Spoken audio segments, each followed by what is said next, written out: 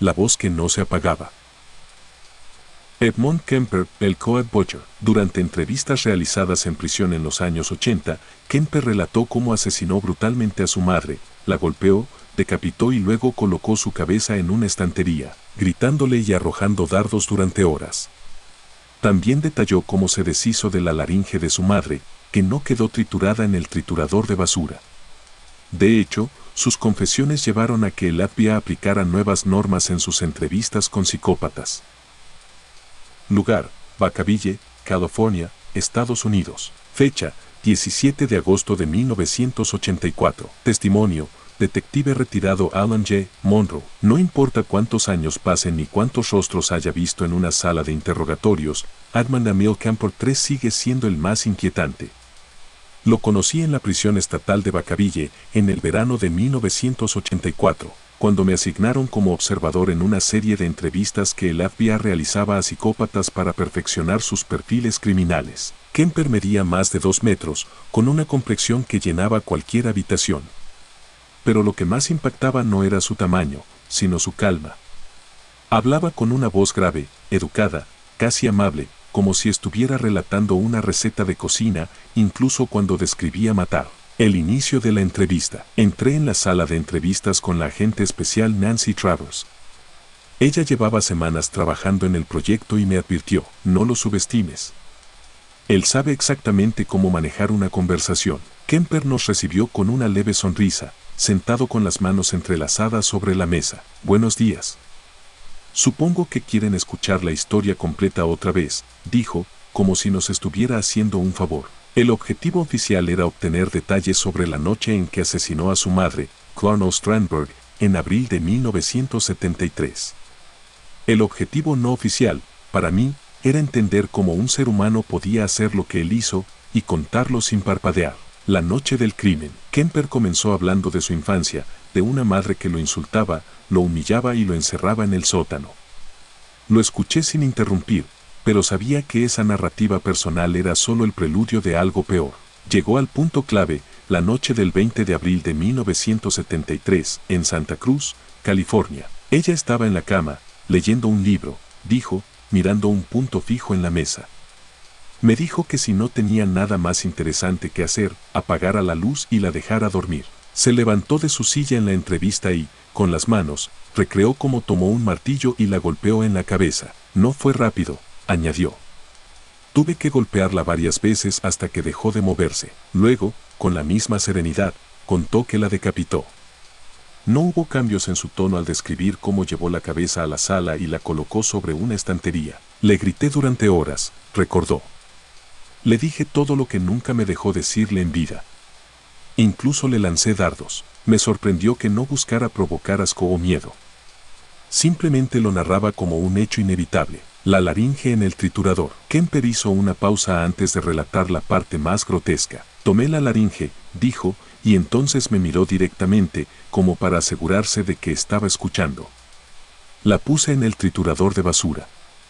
Pero no se trituró del todo. Lo peor no fue la descripción del acto, sino lo que dijo después. Cuando la máquina se atascó, fue como si ella siguiera hablando. Todavía me molestaba, incluso muerta. Aquella frase se me quedó grabada. No era solo un acto de mutilación física, sino un intento simbólico de silenciar una voz que lo había perseguido toda su vida. Y sin embargo, ni siquiera en la muerte lo consiguió. El post-mortem. Tras matar a su madre, Kemper no se detuvo. Llamó a una amiga de ella, Sarah Sally Ayet, y la invitó a cenar. Cuando llegó, él la estranguló y dejó el cuerpo en otra habitación. Quería que no estuviera sola, explicó, como si fuera un gesto de compasión. Durante el interrogatorio, lo dijo sin un atisbo de emoción, como si estuviera hablando de mover un mueble de un lado a otro. Ese desapego fue lo que llevó al FBI a replantear la manera de entrevistar a psicópatas. Había que adaptarse a un lenguaje frío, técnico, para que ellos se sintieran cómodos revelando detalles. El perfil de un monstruo. En las entrevistas, Kemper admitió también el asesinato de 6 jóvenes estudiantes, a quienes recogía haciendo autostop. Las llevaba a zonas apartadas, las mataba ahí, en algunos casos, practicaba actos sexuales con los cuerpos. La agente Travers intentó llevarlo a reflexionar sobre el dolor que causó. ¿Alguna vez pensaste en las familias de tus víctimas? Preguntó. Claro, respondió. Por eso las trataba con respeto. Después, ese después me produjo una repulsión que tuve que disimular. Para él, matar no era un estallido de violencia, sino una rutina planificada. Impacto en el FBI. Las confesiones de Kemper llevaron a que el FBI cambiara la forma en que manejaban las entrevistas con criminales violentos. Antes, los agentes solían confrontarlos con el horror de sus actos. Con Kemper, eso no funcionaba, él se cerraba o desviaba la conversación. En cambio, se le permitía explayarse, como si estuviera dictando sus memorias. Y en ese flujo de palabras aparecían los detalles más valiosos, los patrones, las motivaciones, las secuencias exactas de los crímenes. Recuerdo que, al final de una de las sesiones, Kemper se inclinó hacia el micrófono y dijo: si quieren atrapar a alguien como yo, tienen que pensar como yo. Y eso no es algo que cualquiera pueda soportar. Reflexión personal. Salí de aquella sala con la sensación de que no había estado hablando con un ser humano normal. Lo que me perturbó más no fue la violencia gráfica, sino su capacidad para narrarla con la misma cortesía que usaría para dar direcciones en la calle. Me di cuenta de que, en su mente, no había distinción entre un acto cotidiano y un asesinato brutal. Y ese es el verdadero terror, un asesino que se ve a sí mismo como una persona funcional, incluso útil, porque enseña a otros cómo piensa. Han pasado 40 años y aún puedo oír esa frase, fue como si ella siguiera hablando. Puedo ver su silueta encorvada, las manos grandes moviéndose despacio mientras describía cada golpe, cada corte. Kemper sigue cumpliendo cadena perpetua en California. No tiene posibilidad de libertad condicional. Pero su voz, grabada en esas cintas del FBI, sigue sonando clara, como un eco que no se apaga. Y cada vez que un nuevo agente me pregunta por el peor criminal que conocí, no dudo en responder. El que hablaba como un profesor y mataba como un cirujano. La última noche de John Price. Caso real de Catherine Knight. Me llamo Andrew Morris. En el año 2000 trabajaba como oficial de policía en Aberdeen, un pequeño pueblo al norte de Nueva Gales del Sur, Australia. Nunca imaginé que una llamada de rutina me marcaría de por vida. No por lo que encontré, sino por la certeza de que había mirado de frente la peor cara de la maldad humana. Era la mañana del 1 de marzo del 2000. Mi turno había comenzado hacía poco cuando recibimos un aviso. Un hombre no se había presentado a trabajar y su jefe estaba preocupado. Se trataba de John Charles Thomas Price, un tipo conocido en el pueblo por ser amable y trabajador. Al llegar a su casa, noté algo extraño. Había manchas oscuras en la puerta principal, como si alguien hubiera intentado limpiarlas sin éxito. El aire estaba pesado, cargado de un olor metálico que ya conocía demasiado bien. Golpeé varias veces, pero no hubo respuesta. Llamé por la radio pidiendo refuerzos y, con mi compañero, decidimos entrar.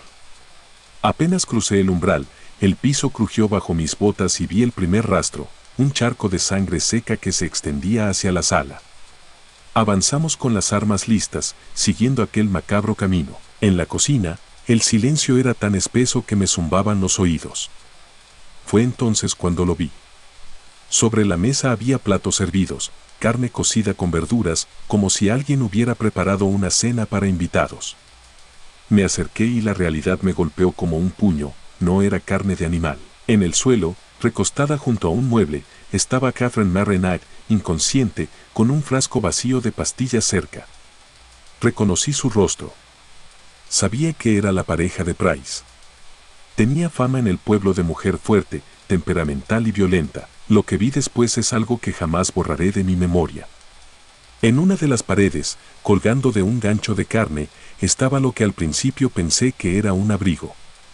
Era la piel de John Price, desprendida entera, como si hubiera sido un macabro traje humano. Cerré los ojos por un segundo, intentando contener las náuseas. Sabía que Price debía estar cerca, pero no estaba preparado para verlo. Lo encontramos en el dormitorio, o lo que quedaba de él, había sido apuñalado decenas de veces. Más tarde se contarían 37 heridas con un cuchillo de carnicero. Catherine había trabajado en un matadero durante años, sus cortes eran precisos, fríos, profesionales. Antes del crimen, la historia de Catherine Knight es una espiral descendente que comenzó mucho antes de esa noche. nació el 24 de octubre de 1955 en Tenterfield. Su infancia estuvo marcada por la violencia, su madre y su padre tenían una relación llena de peleas brutales. Se crió escuchando historias de abuso sexual en su propia familia y viendo cómo la ira se resolvía siempre con golpes. De adolescente, Catherine mostraba dos caras, podía ser encantadora y sonriente, pero también explosiva y cruel. A los 17 años consiguió trabajo en un matadero, donde demostró una habilidad excepcional para despellejar y desmembrar animales. Muchos creen que ese ambiente endureció su mente y borró cualquier límite natural contra la violencia. Sus relaciones sentimentales eran un desastre. Sus anteriores parejas habían denunciado agresiones físicas, amenazas y comportamientos extremadamente posesivos. En una ocasión, golpeó a un exnovio con una sartén de hierro hasta dejarlo inconsciente. En otra, degolló a la mascota de un hombre frente a él, como advertencia. A pesar de todo, siempre encontraba la manera de que las denuncias no prosperaran o de que sus parejas volvieran con ella por miedo o manipulación. La relación con John Price. John Price, conocido como Pricey, era un hombre de 44 años, padre de 3 hijos, divorciado, que llevaba una vida tranquila. Había empezado a salir con Catherine en 1995. Al principio, la relación parecía estable. Pero pronto ella mostró su verdadero carácter, celos extremos, ataques de ira y amenazas constantes. En el año 2000, Price decidió terminar la relación. Sabía que no sería fácil. En febrero de ese año, tras una fuerte discusión, Catherine lo apuñaló en el pecho, aunque la herida no fue mortal. Price no presentó cargos, pero le dijo a sus amigos que si algún día desaparecía, era porque ella lo había matado. El 29 de febrero de 2000, Catherine fue a casa de Price a última hora de la tarde. Llevaba consigo sus cuchillos de carnicero, como siempre hacía, asegurando que los usaba para cocinar. Tuvieron relaciones sexuales y, mientras él dormía, ella se levantó, tomó uno de los cuchillos y comenzó el ataque. El asesinato. La autopsia reveló que John Price fue apuñalado al menos 37 veces en distintas partes del cuerpo. Varias heridas alcanzaron órganos vitales y aunque intentó escapar, fue arrastrado de vuelta al interior. Una vez muerto, Catherine lo desolló por completo con una destreza quirúrgica. Colgó la piel en la puerta de la sala, probablemente como un acto de humillación final. Luego decapitó el cuerpo, colocando la cabeza en una olla con verduras, como si preparara un guiso. En la mesa dejó 2 platos servidos, cada uno con una nota con el nombre de los hijos de Price, sugiriendo que planeaba alimentarles con la carne de su propio padre. Cuando terminó, se tomó una gran cantidad de pastillas, quizás como intento de suicidio o para fingirlo. La policía llegó antes de que pudiera despertar por sí sola. El juicio. El caso causó conmoción nacional e internacional. La magnitud del crimen, el detalle del desollamiento y la intención de canibalismo hicieron que los medios lo bautizaran como la Hannibal Lecter australiana. En octubre de 2001, Catherine se declaró culpable de asesinato. El juez Barry O'Keefe le impuso cadena perpetua sin posibilidad de libertad condicional, algo inédito para una mujer en Australia. En la sentencia, el juez la describió como un peligro para la comunidad y afirmó que el crimen estaba entre los más atroces cometidos en el país. En 2006, intentó apelar la sentencia, pero fue rechazada de inmediato. Los jueces coincidieron en que liberar a Nat algún día sería impensable. Reflexiones personales. Ese día, al salir de la casa de Price, tuve que sentarme en la patrulla durante varios minutos. No por debilidad, sino por la certeza de que había presenciado algo que iba más allá de la violencia común. No era solo un asesinato, era un acto de odio absoluto, de control total sobre la víctima, incluso después de muerta. He visto muchas escenas de crímenes, tiroteos, accidentes, apuñalamientos en peleas callejeras. Pero nunca había visto una combinación tan calculada de brutalidad y frialdad. Nat no actuó en un arrebato, cada corte, cada movimiento, parecía parte de un plan que llevaba gestando durante años. Lo que más me perturbó fue la mesa puesta. El detalle de los nombres de los hijos en las notas. La idea de obligarles a comer la carne de su padre. Ese nivel de perversidad me confirmó que no estábamos ante alguien que pudiera rehabilitarse. A día de hoy, Catherine Nat sigue cumpliendo su condena en la prisión de Silverwater, en Sydney. No muestra remordimiento alguno. A veces me pregunto si, en su mente, se ve a sí misma como víctima, como tantas veces dijo en sus relaciones anteriores. Tal vez nunca sabremos qué pasaba exactamente por su cabeza esa noche, pero si sabemos lo que dejó tras de sí, una familia destruida, un pueblo marcado y la certeza de que el mal, en su forma más pura, puede habitar en cualquiera. Cada vez que vuelvo a Aberdeen y paso por la calle donde vivía Price, me detengo unos segundos. La casa fue vendida, renovada y pintada de otro color, como si así se pudiera borrar lo que ocurrió allí. Pero yo sé que las paredes, por mucho que las cubran, guardan memoria. Ese caso se convirtió en un punto de referencia en mi carrera. No solo por la violencia del acto, sino porque me enseñó que la verdadera monstruosidad no siempre viene disfrazada de un extraño oscuro en un callejón. A veces estás sentada a tu mesa, sonriendo, esperando el momento de apagar la luz. La mirada de Gary Hilton. Lugar: Tallahassee, Florida, Estados Unidos. Fecha: 18 de abril de 2025. Testimonio: Samuel R. Dawson, ex guardabosques de la Apalachicola National Forest. No hay nada más inquietante que cruzarte con un hombre que no tiene nada que perder. Y Gary Michael Hilton era ese tipo de hombre.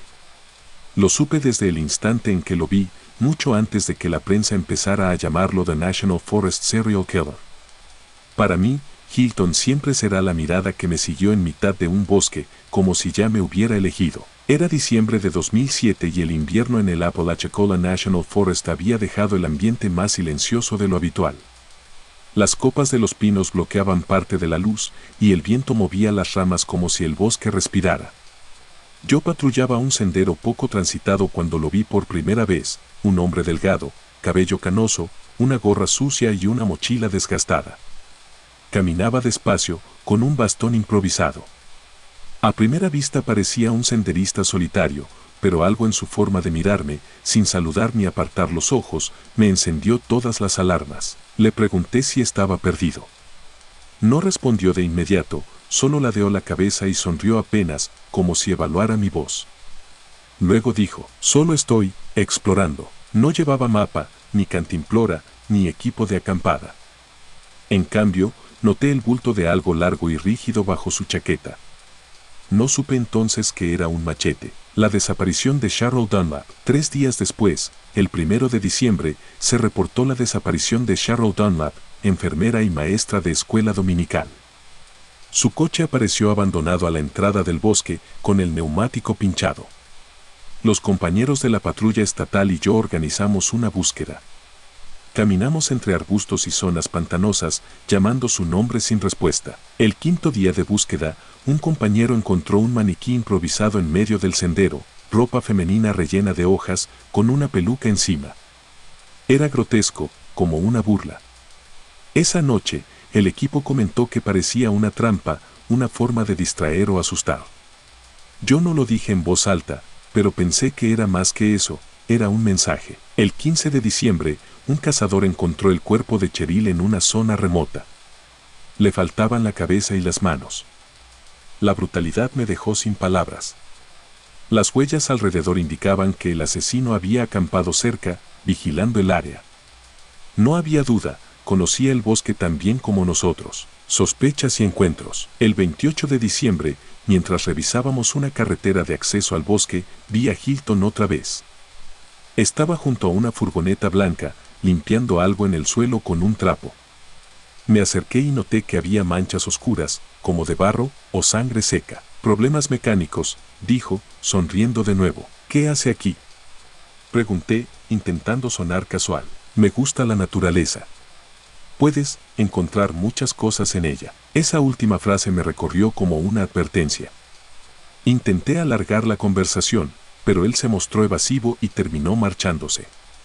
Anoté la matrícula de la furgoneta, sin saber que acababa de registrar el vehículo en el que había transportado a sus víctimas. El arresto. La caída de Hilton comenzó en enero de 2008, cuando fue detenido en Georgia por el secuestro y asesinato de Meredith Emerson, una joven excursionista. La habían visto por última vez el 1 de enero, saliendo de caminata con su perro. Testigos recordaban a un hombre mayor que la seguía, llevando un bastón. Meredith luchó por su vida. La mantuvo cautiva varios días antes de matarla, intentando obtener sus tarjetas bancarias y códigos PIN. Finalmente la golpeó hasta matarla y decapitó el cuerpo para retrasar la identificación. Ese nivel de frialdad me heló por dentro cuando lo escuché en la declaración judicial. Cuando arrestaron a Hilton, en su furgoneta encontraron una sierra, cuchillos, bolsas de basura y guantes de látex. El patrón se hizo evidente, buscaba víctimas en bosques nacionales, las secuestraba y luego se deshacía de ellas con métodos brutales. Lo vincularon con al menos 3 asesinatos confirmados: Cheryl Dunlap en Florida, Meredith Emerson en Georgia y el matrimonio de John y Irene Bryan en Carolina del Norte. Confesiones y la entrevista. En abril de 2025, Hilton rompió años de silencio y concedió una entrevista a Court TV. La vi desde casa, con una mezcla de repulsión y necesidad de entender. Llevaba un uniforme anaranjado, el cabello más largo y una mirada vacía. No pidió perdón. No mostró arrepentimiento. Cuando el entrevistador le preguntó por qué aceptaba hablar, Hilton sonrió apenas y dijo: "Es hora". Describió a Cheryl Dunlap como una oportunidad que se le presentó. Dijo que había planeado todo desde el momento en que la vio sola, leyendo un libro en su coche, cerca del sendero. Contó cómo le pinchó el neumático y esperó a que bajara, cómo la obligó a caminar al bosque y cómo acampó con ella cautiva durante 2 noches. Al relatar la decapitación, no cambió el tono de voz, como si hablara de cortar leña. Lo más perturbador fue cuando habló de Meredith Emerson. Dijo que la joven era fuerte y que le complicó las cosas, pero lo dijo con un dejo de admiración, como si estuviera hablando de una presa que valía la pena cazar. El miedo que deja atrás. No suelo tener pesadillas, pero después de esa entrevista, pasé varias noches soñando con el bosque y esa mirada fija.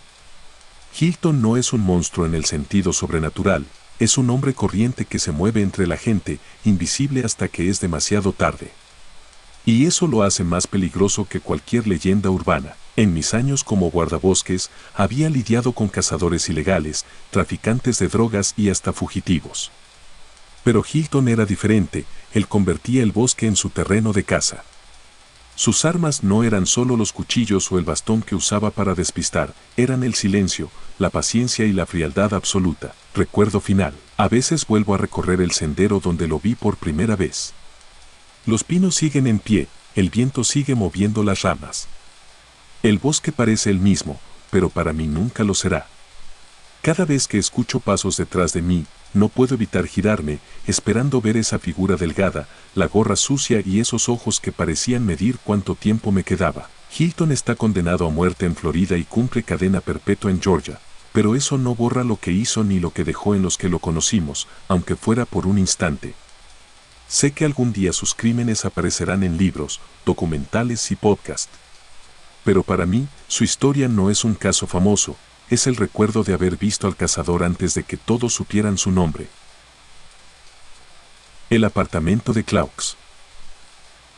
Lugar: París, Francia. Fecha: 12 de marzo de 2024. Testimonio: Jean-Paul Mercier, ex gendarme retirado. No importa cuántos años pasen ni cuántos casos haya archivado, hay uno que siempre me persigue cuando cierro los ojos: el día que crucé la puerta del apartamento de Nicolas Claux.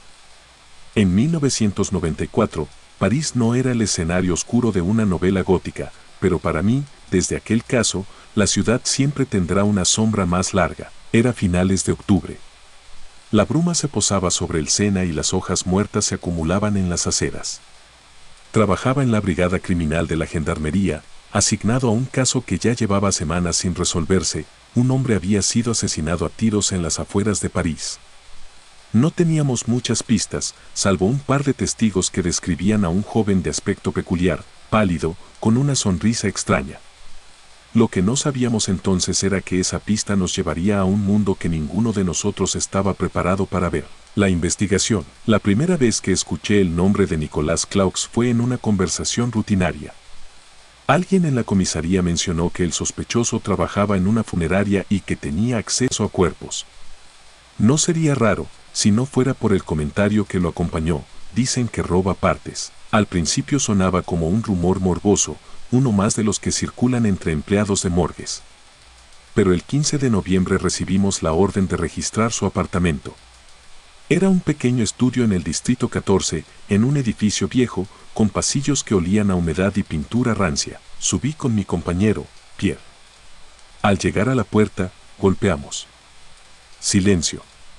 Volvimos a llamar. Nada. Entonces, con la orden judicial en mano, forzamos la cerradura. El hallazgo. El interior estaba oscuro, las cortinas cerradas. Encendí la luz y allí comenzó la pesadilla. En una repisa, alineados como trofeos, había cráneos humanos. Algunos pulidos, otros con restos de tejido seco adherido. Sobre la mesa, dentro de frascos con formol, flotaban fetos y fragmentos de órganos.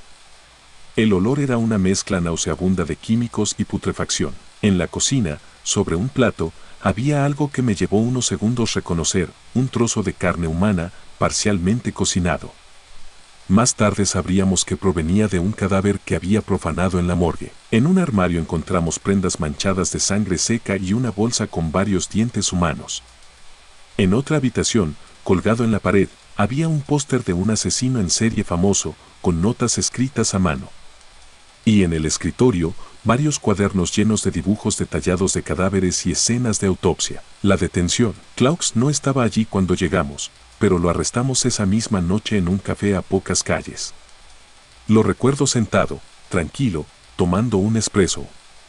Cuando nos vio entrar, sonrió como si nos estuviera esperando. «¿Tardaron mucho, no?», dijo en francés, con un tono burlón. En el trayecto a la comisaría, no dejó de mirarnos por el retrovisor de la patrulla. Sus ojos eran fríos, pero lo que me perturbó más fue la calma. No había rastro de nerviosismo ni arrepentimiento. La confesión, durante el interrogatorio, admitió no solo el asesinato del hombre en las afueras, sino algo que nos dejó helados. Confesó haber consumido carne humana y bebido sangre. Lo decía con naturalidad, como si hablara de un pasatiempo. Trabajaba en la funeraria, tenía acceso, explicó. La carne, cuando es fresca, tiene un sabor metálico, dulce al principio. La sangre, sonrió levemente, la sangre es más que un sabor. Es fuerza, no había titubeo en sus palabras. Para él, todo era parte de una lógica retorcida que solo él entendía. Dijo que guardaba restos humanos porque eran bellos. Que los cráneos le recordaban la fragilidad de la vida. Que los fetos eran piezas únicas que merecían ser preservadas. El apartamento como museo macabro. Volvimos al apartamento varias veces para catalogar las pruebas. Cada visita era peor que la anterior. No era solo lo que había allí, sino cómo estaba dispuesto todo. Klaus había convertido su hogar en un santuario personal de la muerte. En la mesita de noche había copas de cristal manchadas de un tono oscuro. Análisis posteriores confirmaron que era sangre humana coagulada. En una caja de zapatos, guardaba fotografías Polaroid de cuerpos mutilados, algunas tomadas en la morgue, otras en escenarios que no logramos identificar. Lo más inquietante fue encontrar un diario en el que describía, con fecha y hora, cada sesión en la que había probado carne o bebido sangre. Escribía sobre texturas, temperaturas y hasta sensaciones emocionales que decía experimentar. El juicio. En 1994, el caso sacudió Francia. La prensa lo bautizó como el vampiro caníbal de París. Durante el juicio, Klaus no negó nada. Incluso parecía disfrutar la atención. Cuando el fiscal enumeraba los objetos encontrados en su apartamento, él asentía con una leve sonrisa. Fue condenado por asesinato y profanación de cadáveres. Pero lo que más llamó la atención del público fueron sus propias declaraciones posteriores, entrevistas en las que aseguraba que no se arrepentía y que seguía siendo la misma persona. Años después, ya en prisión, comenzó a escribir sobre psicópatas, diseccionando mentalmente las motivaciones de otros asesinos como si fueran colegas. Y en cada entrevista, repetía la frase que aún me provoca un escalofrío: sigo siendo la misma persona que hace 30 años. Reflexión personal. Han pasado 3 décadas y todavía puedo oler el apartamento. No es un recuerdo que se diluya con el tiempo. El problema con Klaus no es solo lo que hizo, sino lo que representa: un hombre que vivía entre nosotros, que podía tomar un café en una terraza de París y luego volver a casa a cenar carne humana. La mayoría de asesinos que conocí en mi carrera cometieron actos terribles por ira, celos o desesperación. Klaus no. Él lo hizo porque le gustaba. porque encontraba placer en el acto mismo, sin necesidad de justificación. Hoy, cuando paso por ciertos barrios de París, evito las calles estrechas donde el sol apenas entra. Me recuerdan demasiado al pasillo que conducía a su apartamento. Sé que está libre desde hace años, que vive lejos y que se gana la vida escribiendo y pintando.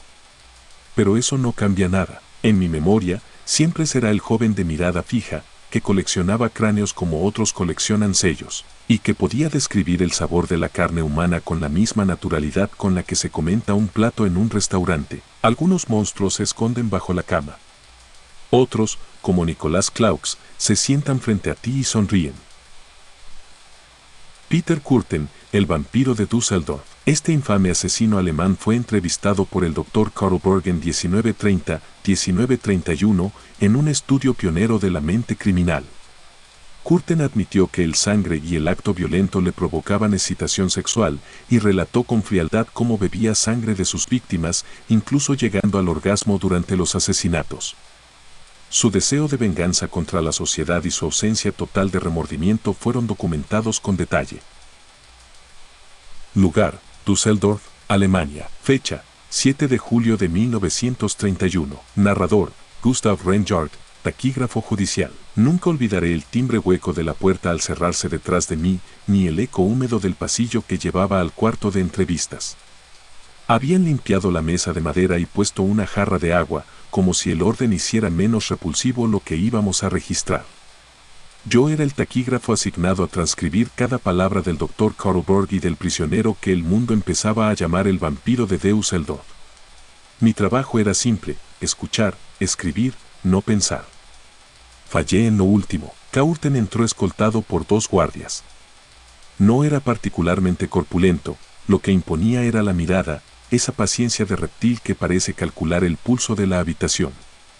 Se sentó, acomodó los puños y miró el vaso de agua con un gesto de indiferencia cortés. El Dr. Berg me indicó que comenzara. La pluma raspó el papel. Nunca antes me había parecido tan ruidosa. Describa, con exactitud, lo que siente, dijo el doctor, metódico. El prisionero sonrió como quien abre una caja. Sangre, dijo. Primero la percibo en la garganta, aún antes de probarla. Luego el latido me sube a los oídos. Cuando la cuchilla toca, hay un silencio. Después, calor. La palabra calor quedó suspendida en el aire. Yo seguí escribiendo. El doctor redobló. ¿Y el propósito, señor Kürten? Venganza, respondió sin inflexión. Contra una ciudad que camina sobre los pobres como sobre hojas secas. Narró con frialdad su infancia de golpes y la bodega húmeda. No pedía compasión, enumeraba inventario. Luego avanzó hasta las noches de Düsseldorf, a los parques y al Rin, a las calles donde el gas late como un corazón amarillo. El primer sorbo, dijo, me puso la piel en orden, por fin. Cuando habla de sorbo, ¿se refiere literalmente? Preguntó Berg. Sí. A veces con la mano, a veces con la boca. No se necesita mucho. El prisionero habló de cuerdas, de cuchillos, de piedras. Dijo que el acto y el resultado eran un mismo relámpago. Aseguró que la prensa solo amplificaba su melodía. Lo dijo sin vanidad ni culpa, como si se describiera desde afuera. ¿Experimentaba placer físico? Preguntó el doctor. Sí, contestó. A veces durante, a veces después. Dependía del ritmo. El silencio que siguió fue denso, con olor a hierro viejo. Yo anoté cada sílaba como si clavara madera. Nos detuvimos para cambiar de cuaderno. Cuando levanté los ojos, el prisionero me miraba. No como a un enemigo, sino como quien prueba un peso. Aparté la vista hacia la cal descascarada, donde el yeso dibujaba mapas sin país. Hable de la noche del puente, dijo el doctor. Kürten obedeció, farolas, sorpresa de una respiración ajena, chasquido final, tibieza en los dedos. Dijo que prefería el último aire, ese que sale como un secreto. Me descubrí contando mis propias respiraciones. ¿Se arrepiente? Preguntó Berg. ¿Para qué? Respondió. El arrepentimiento pide que me devuelvan el tiempo, y no necesito tiempo. Con cada respuesta, la habitación se encogía. La lámpara pendía como un ojo cansado. Llovía contra los ventanales. Afuera la ciudad discutía y se persignaba, adentro tensábamos palabras hasta tocar hueso. En una pausa, el prisionero pidió agua. La bebió sin prisa. Registré la hora y el volumen en el vaso. El protocolo exige exactitudes.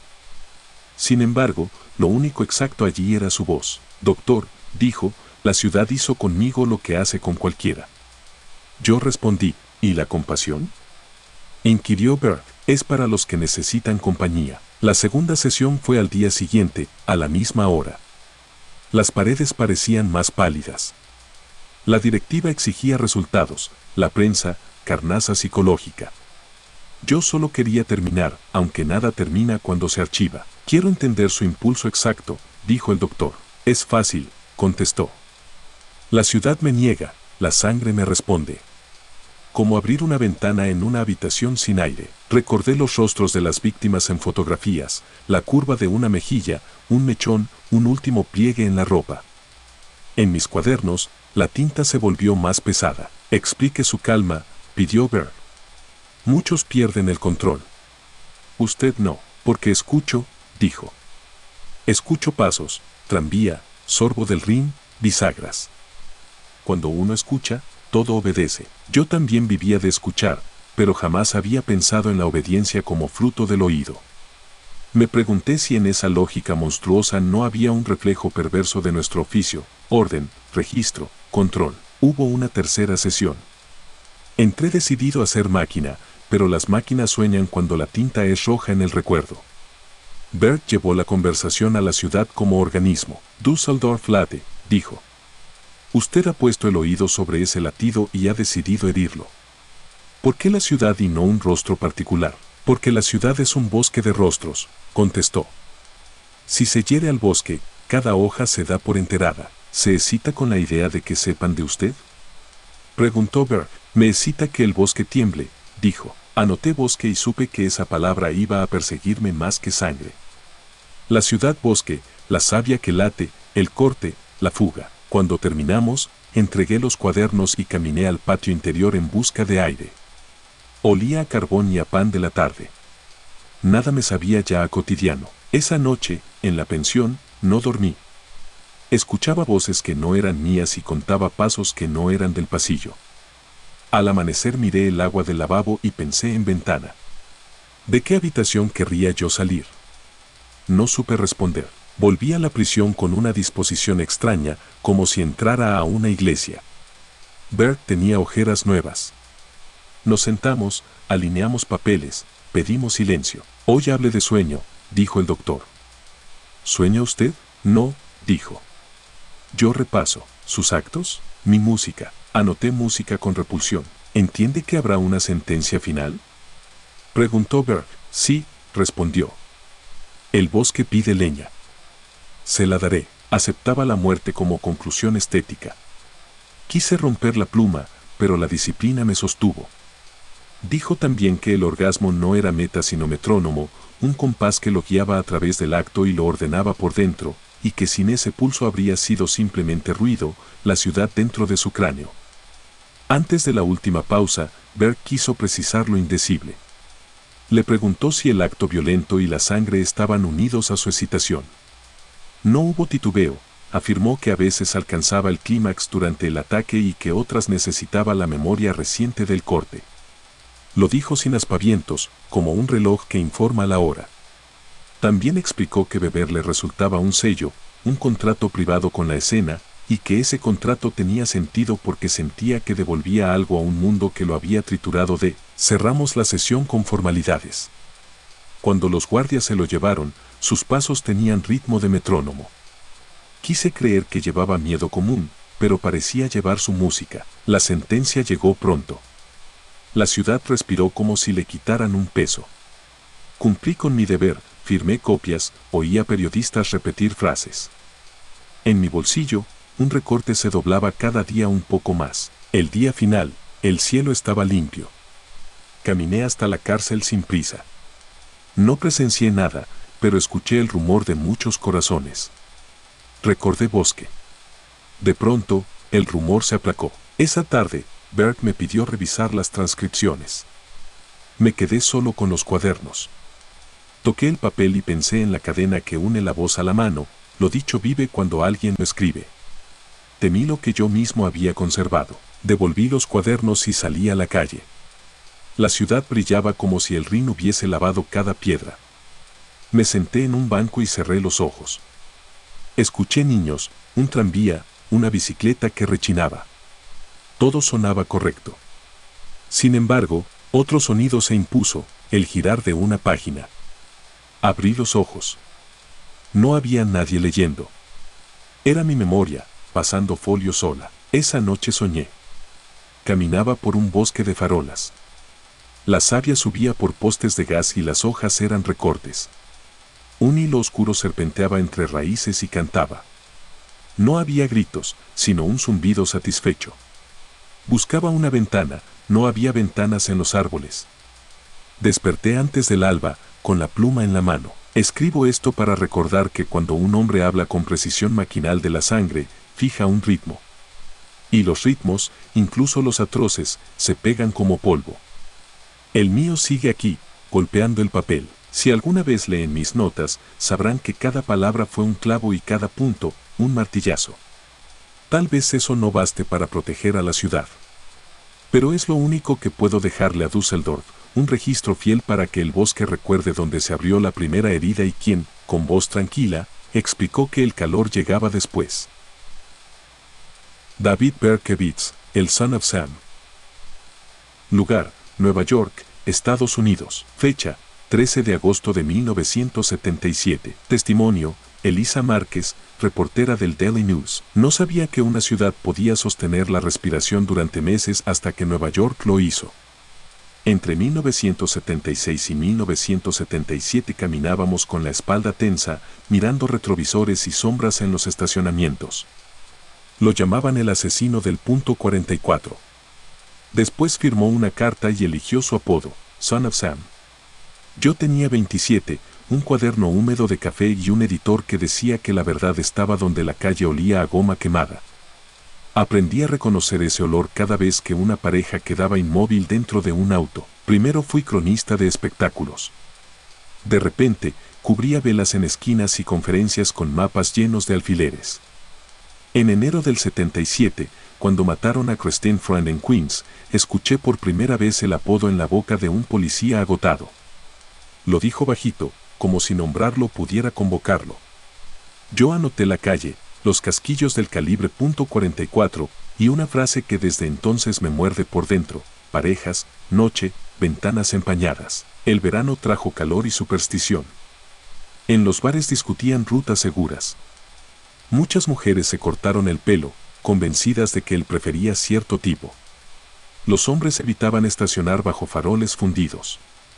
En junio, cuando dispararon contra Sal Lupo y Judy Placido en Basaid, pensé que la ciudad estaba encendida como una parrilla, grasosa y peligrosa. Luego llegó el 31 de julio, en Brooklyn. Stasi Moscovitz y Robert Violante. La madrugada olía a parque recién regado y a escape de autobús. Los cristales del coche parecían azúcar bajo las luces azules. Me quedé junto a una cinta amarilla hasta que amaneció. Un oficial me preguntó si pensaba dormir. Le dije que tal vez cuando atraparan a un fantasma. Fingí una sonrisa. Sabíamos que no era un fantasma, pero había aprendido a usar nuestros miedos como disfraz. Las llamadas a la redacción sonaban como latidos. Vi a un hombre con una bolsa de papel.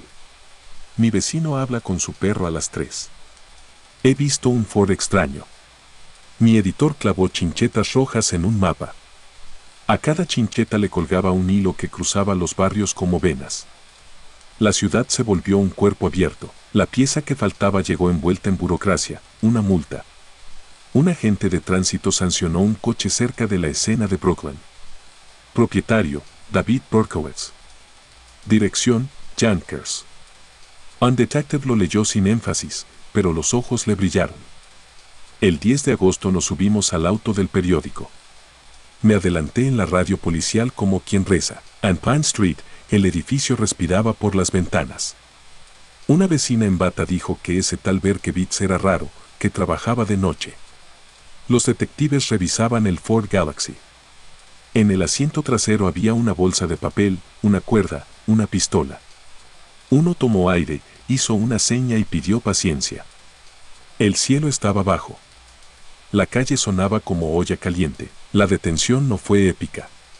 Berkevich se dejó esposar, como si hubiese llegado al final de un juego que ya conocía. Un agente comentó, ¿sabes por qué estamos aquí? Él inclinó la cabeza y sonrió apenas. Yo corrí detrás de la caravana hacia la comisaría. Había gente aplaudiendo, gente insultando, gente simplemente mirando a ese hombre que, de pronto, tenía cara cotidiana. Me quedé en el pasillo durante el interrogatorio. Escuché su voz a través de una puerta entornada, tranquila, sin grietas.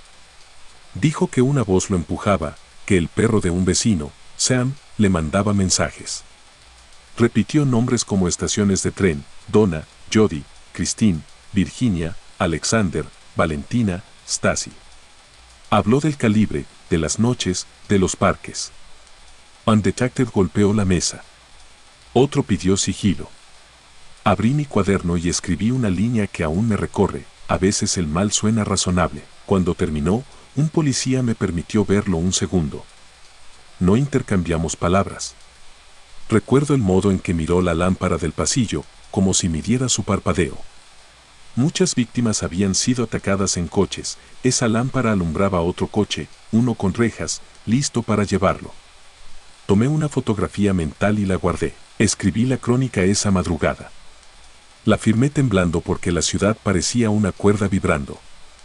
Al amanecer salí a caminar. En una esquina, una pareja discutía si alquilar un garaje. En otra, un vendedor gritaba titulares. En la ventana de un salón de belleza, las mujeres se tocaban el pelo más por costumbre que por miedo. Un hombre levantó a su hija para que viera pasar un coche patrulla. Pensé que la ciudad nos observaba, midiendo cuánto tardaríamos en volver a la costumbre. No acabó. El miedo no obedece a arrestos, se muda. El juicio llegó con meses de papeles. Berkevich se declaró culpable. Le dieron varias cadenas perpetuas. Algunos respiraron. Otros guardaron la costumbre de mirar hacia atrás antes de entrar a un auto. En los tribunales oía testigos describir ventanillas abiertas, música que seguía encendida tras los disparos. Aprendí que el horror deja pequeños artefactos, casquillos, grietas en el cristal, crónicas. En casa, sobre la lavandería de la 46, ordené recortes. Había fotos en blanco y negro de calles mojadas, de zapatos en el suelo, de señoras que se abrazaban. Había la imagen de una carta con firma retorcida, llegada a nuestra redacción.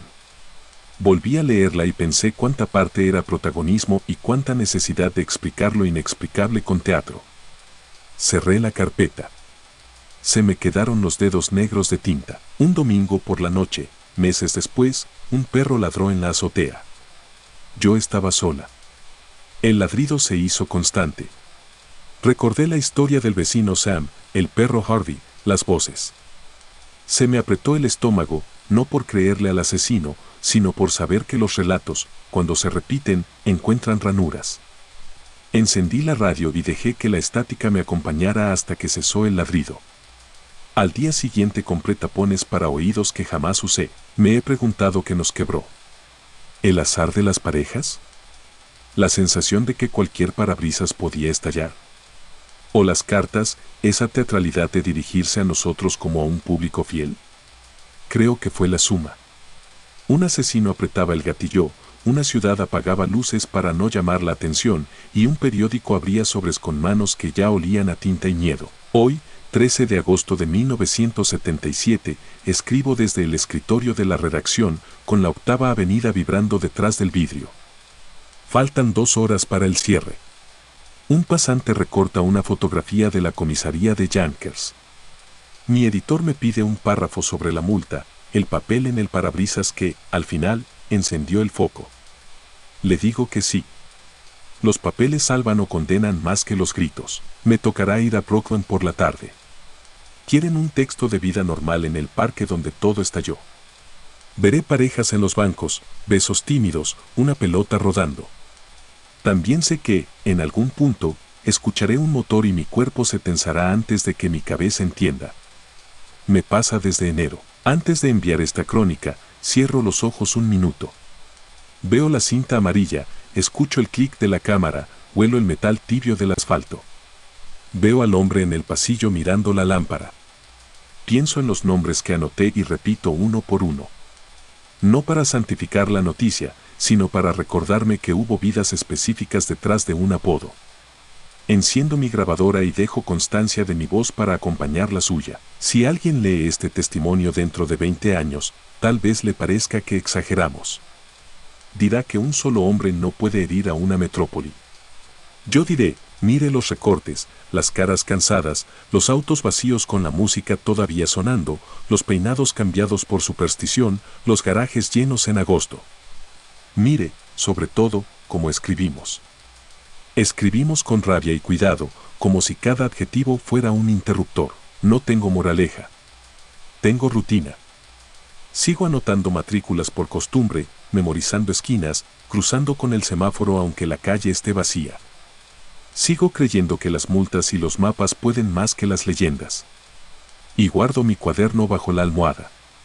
No para dormir mejor, sino para recordar que lo único que tuve en las manos, la noche que atraparon a David Berkowitz, fue papel.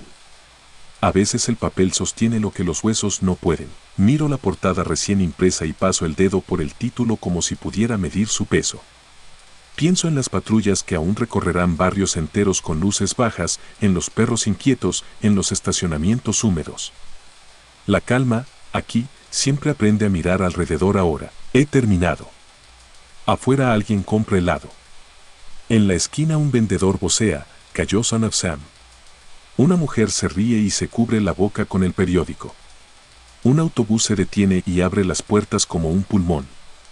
Cierro mi cuaderno. La ciudad exhala, por fin.